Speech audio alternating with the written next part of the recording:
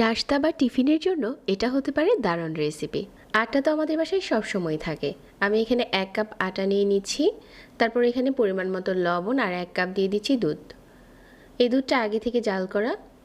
তারপর হচ্ছে এখানে একটা মসৃণ গোলা বানিয়ে নিচ্ছি।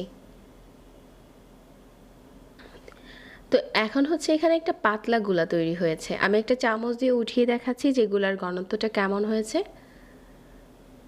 তো এই গোলাটাকে সাইডে রেখে দিয়ে চুলায় আরও একটি প্যান বসিয়ে পরিমাণ মতো তেল দিয়ে দিচ্ছি আর দিয়ে দিচ্ছি পেঁয়াজ কুচি আর রসুন কুচি দিয়ে দিলাম, কাঁচামরিচ কুচি দিয়ে দিচ্ছি। এগুলো একটু ভেজে নিচ্ছি। মিডিয়াম আঁচে পেঁয়াজ রসুনটা যখন একটু ভাজা হয়ে গেছে, এখানে আমি কিছু গুঁড়া মশলা দিয়ে দেব। হলুদের গুঁড়া 1/4 চা চামচ, মরিচের গুঁড়া 1/4 চা চামচ আর হচ্ছে জিরার গুঁড়া। তারপর দিয়ে দিচ্ছি আগে থেকে ম্যাশ করা একটা আলু। আলুটাকে একটু নেড়েচেড়ে মিশিয়ে এখানে দিয়ে দিচ্ছি 1 চা চামচ টেস্টি মশলা আর স্বাদ মতো লবণ। সব কিছু নেড়েচেড়ে মিশিয়ে নিয়েছি আর এই আলুর পরে আমি এখন একটা সিদ্ধ ডিম গ্রেট করে দিয়ে দিচ্ছি। তবে কেউ যদি চান ডিমটা স্কিপ করতে পারেন। ডিম ছাড়াও এই নাস্তাটা খেতে ভালো লাগে। এভাবে করে ডিমটা গ্রেট করে দেওয়া হয়ে গেছে আর এখন হচ্ছে পুরের সাথে ভালো করে নেড়েচেড়ে মিশিয়ে নিচ্ছি।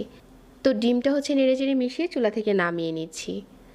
এখন রুটি সেকার যে তাওয়াগুলো থাকে ওগুলো নিয়ে নিচ্ছি আর অল্প একটু তেল দিয়ে টিস্যু দিয়ে মুছে নিয়েছি। যে গোলাটা আগে থেকে বানিয়ে রেখেছিলাম ওটা দিয়ে দিচ্ছি। 30 সেকেন্ড পরেই দেখা যাবে যে রুটিটা হয়ে গেছে। এখন উপরে আলুর পুরটা দিয়ে দিচ্ছি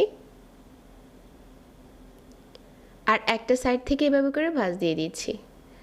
আপনি চাইলে রোলের মতো বানাতে পারেন, তবে আজকে আমি এগুলো স্কোয়ার করে বানিয়ে নিচ্ছি। দুটো পাশ এভাবে করে উঠিয়ে দিলাম, সাইড থেকে আবারও এভাবে করে ভাঁজ দিয়ে দিচ্ছি। এখন অল্প একটু তেল দিয়ে ভালো করে এপাশ ওপাশটা লাল করে ভেজে নিচ্ছি। তো এখন আমাদের নাস্তাটা বানানো হয়ে গেছে। ঝটপট বানানো হয়ে গেল এই নাস্তাটি। আটা তো আমাদের বাসায় সবসময় থাকে।